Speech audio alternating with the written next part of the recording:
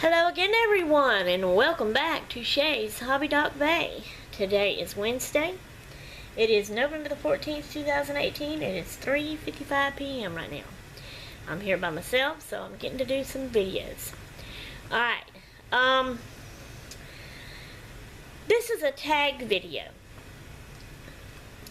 A YouTuber that I watch, I guess she considers herself a vlogger. I'm not really sure. But I like to watch her, and she has put up a tag video that she's seen from someone else's video. They didn't tag her, she said. She just seen it and liked it and decided she would do it. So she didn't tag anybody either. She just told us all, tag ourselves if we wanted to do it, do it. So I liked the tag, and so I'm going to do it. Okay. The YouTube channel, her YouTube channel that I watch is called The Life of Nina. And I've got the video up of the tag that she's doing, and I'm fixing to show it to y'all. The name of the tag is All About My Yorkie, Willow. And then it goes on to say, tag yourself if you would like to tell us all something about your dog. Alright, so here, I'm turning you around. So here is her channel.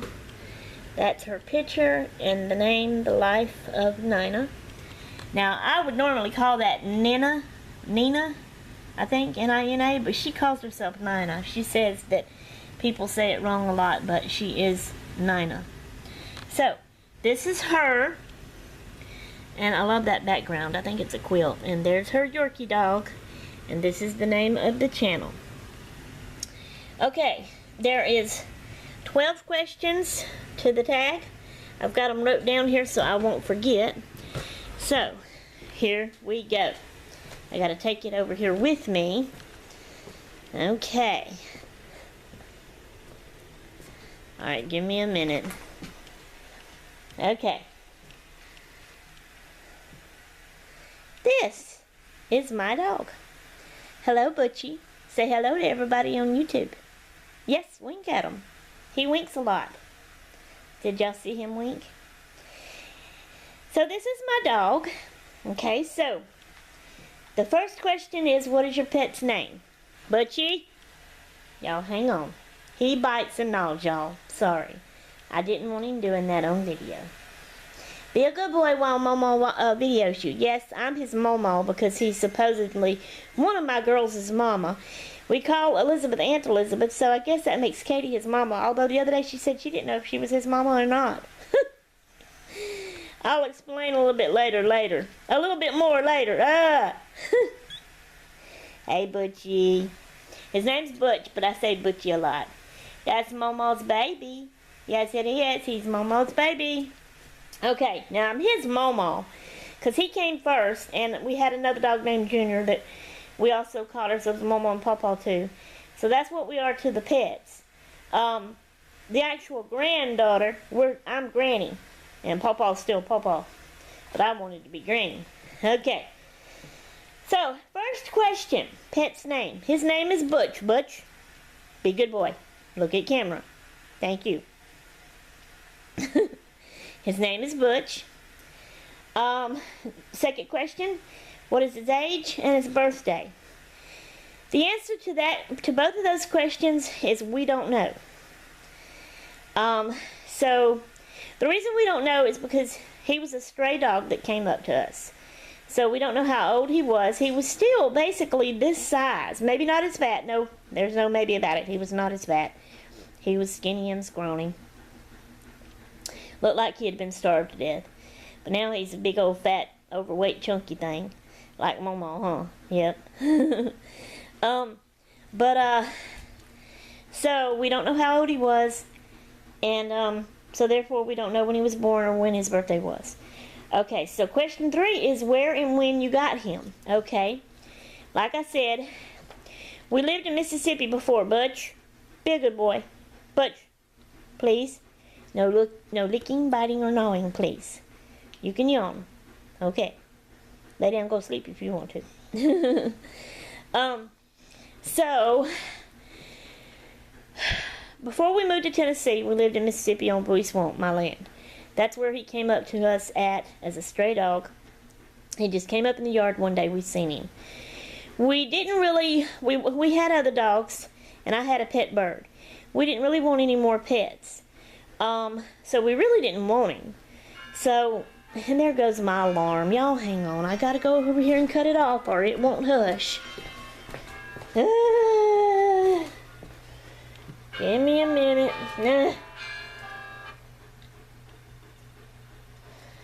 Okay, sorry about that. So we was really hoping that he would just go on and leave out the yard and go on about his business and not stay with us, but he didn't. And we felt sorry for him because, like I said, he was very skinny. You could see his ribs big time. He looked like he was starving. He acted like he was starving when we fed him something. We started feeding him, and boy, he would gobble, gobble, gobble that. You know, to be honest, he still acts like that sometimes. Not all the time, but he still, when he eats, he acts like he ain't never ate before in a long time. Butchie, good boy. And so, so we fed him and we fattened him up, as you can see. He was also skittish and acted very timid and scared of everything. Loud noises. So Albert's tools and saws and generators and air compressors that comes on and makes a noise. Got Momo baby. He's scared of the sound. When it gets bad weather and it thunders and lightnings, he's scared and he runs and hides or follows Momo from room to room and gets under my feet and legs and all this kind of stuff. So we felt like when he first came up, y'all, I'm going to move and rock. I can't be still. I'm sorry. Maybe I can sit down here in my chair. I didn't think about that instead of standing.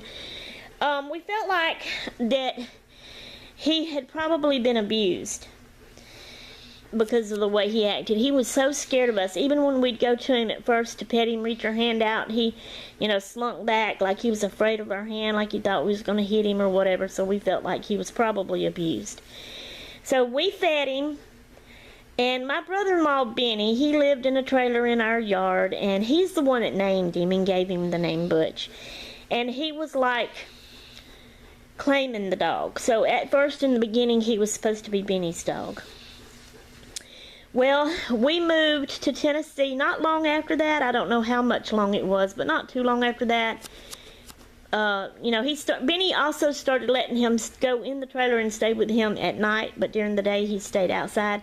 And then we started letting him come in our house during the day for a little while at the time with our other dogs, but mostly outside. But then at night, Benny would let him stay in. Okay, so then not long after that, we moved to Tennessee. And we all had to share the same house, even my brother-in-law, so that meant Butch was inside with us. At first, he slept with Benny in his room. Then the girls got attached to him and started calling him to their room, and they shared a room at one point, and then another point they had separate rooms. But, Elizabeth had Junior at the time. So Katie that's when we started saying, okay, Katie's claimed Butch. He's Katie's dog, so she's his mama, because Junior is Elizabeth's dog. And she started calling herself Auntie Elizabeth or Aunt Elizabeth to him, so we became Momo and Pawpaw to him. We was Momo and Pawpaw to Junior, which was Elizabeth's dog. And Junior is another little dog, Dotson, half Dotson, part Dotson, whatever, that we got years ago, and he's done passed. He passed when we lived in Lacombe. So that's how that started. Okay, we lived in Tennessee for 5 years, and then we moved to Lacombe, and that was in 2014. And then we moved here. Lacombe is Lacombe, Louisiana. Here is Mississippi. We moved here 2016, I believe it was. Might have been 2017. We ain't been here very long. But so however many years that was, that's how long we've had him. And that's when and where we got him. Okay, and that was question 3. Question 4 is, what breed is he? Well, again, because he was a stray that came up in our yard, we do not know what breed he is. I don't know I hope I'm not already on a second video. This is probably going to take a long time. If it is, I'm sorry, I can't help it. So we don't know what type of dog he is. Now, people that has looked at him that kind of knows more about dogs and what types they are, and one of them in particularly, I mean, actually, when we took him to the vet in Tennessee, excuse me, they told us that he looked like he was part beagle and part German Shepherd, I think. But I grew up with my daddy's daddy, my Pawpaw Spikes, owning a lot of beagles that he hunted squirrels and rabbits and deer with. Of course, his was full-fledged beagles, but I just could not see any beagle in this dog right here at all. So I just couldn't believe that vet. But anyway, she must have known what she was talking about. One of Albert's cousins, Josh, he has beagles and he hunts with them. And he knows them a lot. So when he seen him, he said, yeah, I can see the beagle in him. He's part beagle. He's got some beagle in him. So I said, okay, whatever you say. If you say so, if you think so, whatever. I still can't see it. So anyway, we really don't know. You know, he's part something and part something else. He's not a full-fledged one breed, you know. So we don't really know what he is. Okay. Alright. Question 5. What is his favorite treats? Well, this dog loves to eat just about anything and will eat just about anything. He is picky on a few little things, but not many. But treats, we don't just always buy him treats. Like right now, he has no treats. We run out, and it's a long time before we get some, but then, you know, we'll pick some up. And it's mostly the little bag of the chewy ones that looks like little steaks and stuff like that. I don't know their exact name. I can't remember. But it's different treats at different times. We don't stick with one certain thing. But he loves them anyway, and he knows the word treat. And when we say it in a fun-sounding voice, you know, do you want a treat or whatever, he gets all excited. And if we rattle the bag, he knows what it is, and he comes running in to get his treat. So there's that on the treats. Okay. That was 5 favorite treats. 6. What does he eat? Okay. I don't get out much and go shopping much to buy anything. It's mostly my husband and my daughter Elizabeth. They're the one that gets it. This is what they get, and other times they get another bag that's a little bit different. So it kind of goes back and forth between the two. I don't have the other one's bag to show you, and I don't remember the names. But this is Alpo Come and Get It, Cookout Classics, and that's what it looks like. And it's dried hard food, and we keep it in his bowl. I keep his food filled up, his bowl filled up, and he just goes and eats when he wants to. But also, I know we're not supposed to, but it's hard, and that's why he's so big and fat and overweight now. We feed him table food. So he eats, when I eat a sandwich, he gets my crust around it plus a little bit of the meat in it. Anytime we're eating meat, we pinch it off and give it to him. Just about anything that we eat, we pinch off and share with him. He eats crackers. He eats cheese. He loves cheese, but he don't need cheese. Cheese is bad for him. It makes him stink, if you know what I mean. So that's the case on what he eats. Oh, now sweets and chocolate, because that's bad, dangerous for him, and would kill him. We don't give that to him. Okay, that was what does he eat. Now number 7 is the hardest part about having a pet. Well, Nina, I'm going to have to agree with you what you said, which is because all through my life, even when I was a little girl growing up, I had this, when I was born into my family, my mom and dad and sisters, they had a dog named Tassie. It was a Chihuahua, and I grew up with her, and I loved her so much. I treated her like a baby. She would let me hold her. I was a toddler and a little girl, and she would let me hold her like a baby. I could put a diaper on her. I could put doll clothes or baby clothes on her, wrap her up in a blanket, and she'd just lay there and let me hold her. And I would do that. And I loved her. And when I was about 10 or 11 years old, I don't remember exactly how old, she had gotten old by that point. She was actually blind and stayed outside. Now, in the beginning, she was a house dog inside, but Mama put her out.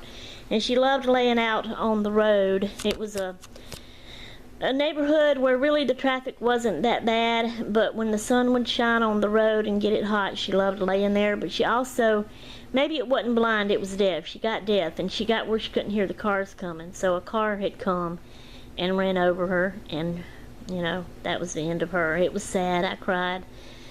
I didn't believe it when my sister Becca first told me. She come in the house telling me, and I thought she was, you know, joking with me and being mean. And so I was saying, no, she didn't.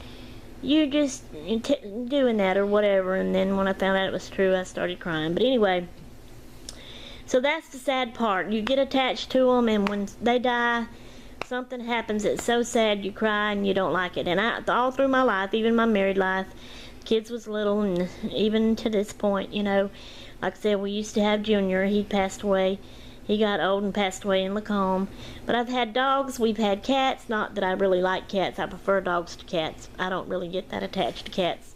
I'm actually allergic to both of them, cats and dogs. Cats makes me sneeze, makes my eyes itch and water, and I start rubbing and scratching them. They'll swell up and get red. And they have gotten so bad and swollen up so bad that my eyeballs like turn inside out. You know, my eyelids, it'll swell up and that turns all inside out and looks real red and gross. And so I don't really like cats, but I'm also allergic to dogs. If I touch them and rub them, I will break out in a rash and itch. So if I do touch him, I run and not, you know, after I'm through, I run and go wash my hands real good with soap and hot water. I try not to touch him very much. When I do touch him, I actually wrap a blanket around him just to rub him and pet him a little bit. That's how I handle that situation. So, how did I get to that? What was the hardest part? So the hardest part is when they die. Okay, the most rewarding part is, like you said again, Nina, their unconditional love. They love you to pieces, no matter what. And they love to give you love. They love to hug on you, and he loves to be hugged on and petted on, and I just, Momo can't do it very much. But I try to every little bit as I can, wrapping a blanket around him. So anyway, that was number 8, the most rewarding. Number 9 is tricks. Well, we haven't done really any tricks with him. But now I think something that's very good, when we first moved to Tennessee and the girls were sharing a room, they had 2 beds in the room, you know, so they both had, and they were full beds.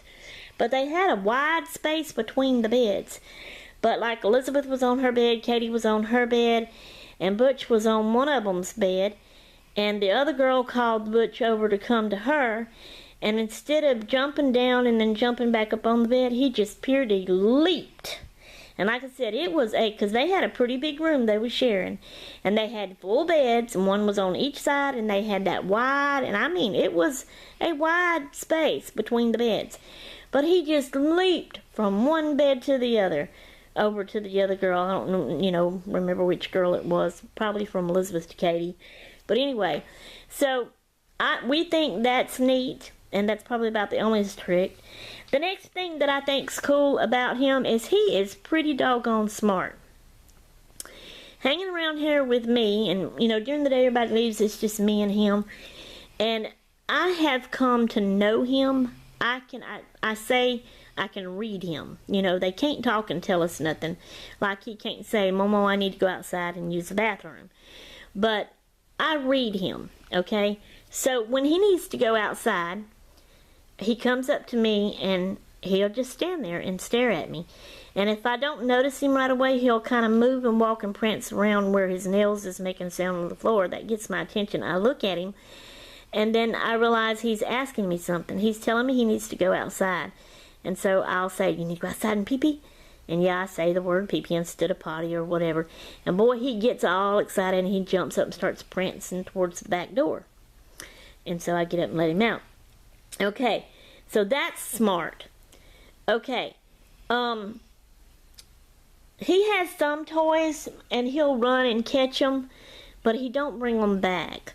But, well, I say he will. That was back in the day when he did play with them. He hardly ever plays with them anymore. He's getting to be an old dog. Like I said, we don't know how old he is, but he's looking old. He's gray. and he can't move a lot. It's kind of getting hard for him to jump up on places. Another thing that's